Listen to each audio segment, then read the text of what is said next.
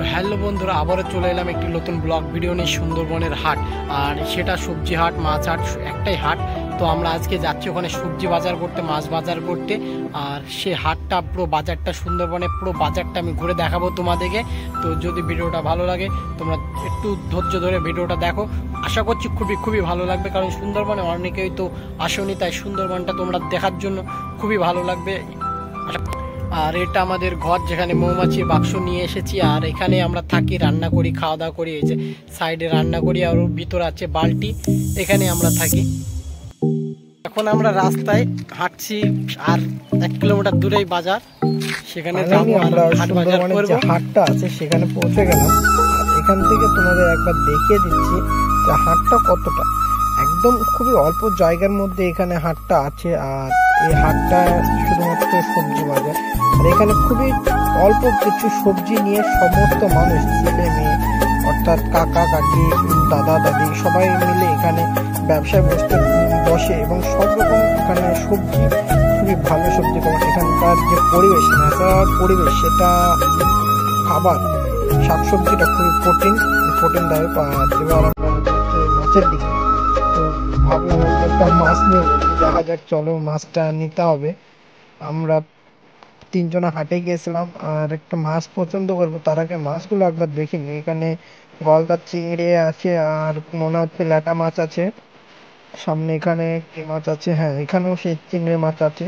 আর এখানে রুই আর পাঙাশ, তো তোমরা সবাই জানো। আর বেসিক্যালি এখানে যে মাছটা আছে, এই মাছটা সামুদ্রিক মাছ, যেটা দেখতে পাচ্ছি এটা হলো পায়রা মাছ।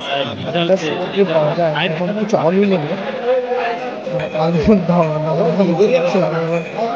আলু নিলাম, 10 কিলো আলু নিতে হবে, কারণ এখানে 2 মাস খাচ্ছে। আলুটা ভালো সাইজ লাগলো, ভালো লাগলো বলে নিয়ে নিলাম। এখন গাড়িতে মাপছে আর বলছে যে তুমি যে ভিডিও করছো নি, তার জিজ্ঞেস করছি। আমি বললাম আসার মতো ভিডিও করছি। তো প্লিজ গাইজ, যদি তোমাদের ভিডিওটি ভালো লেগে থাকে তাহলে লাইক, কমেন্ট, শেয়ার, সাবস্ক্রাইব করবে। আর সুন্দরবনে যদি কোনো ভিডিও তোমাদের প্রয়োজন হয় তোমরা কমেন্ট করে জানাই, সুন্দরবনে আছি। আর আশা করবো সেই জায়গায় গিয়ে তোমাদের জন্য ভিডিও বানিয়ে দেওয়ার।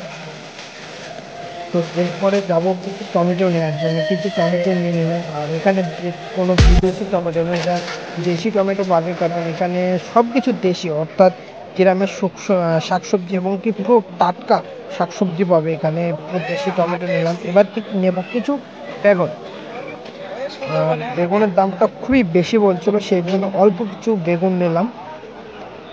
এখানে যে একটা বৌদি আছে, সে বৌদি আমাদের মেপে দিচ্ছিল। এবার সব কাজ শেষ, এবার যাব ফাইনালি মাছটা নেবার জন্য, কারণ আরেকবার মাছটা নেব বলে মাছটা নেওয়া হয়নি। তো এখন যাচ্ছি রুই মাছ নেবার জন্য, অল্প কিছু রুই মাছ নেব।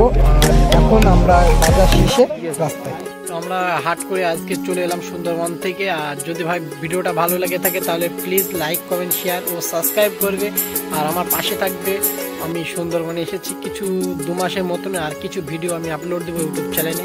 যদি ভালো লেগে থাকে প্লিজ কমেন্ট করো, প্লিজ কমেন্ট করো, আর জানাও যে তোমরা সুন্দরবনে যদি কোথাও দেখতে চাও, তাহলে সেটাও আমি চেষ্টা করবো ভিডিওটা বানানোর জন্য। তোমরা প্লিজ চ্যানেলটিকে সাবস্ক্রাইব করো। টাটা, গুড বাই, দেখা হচ্ছে পরে।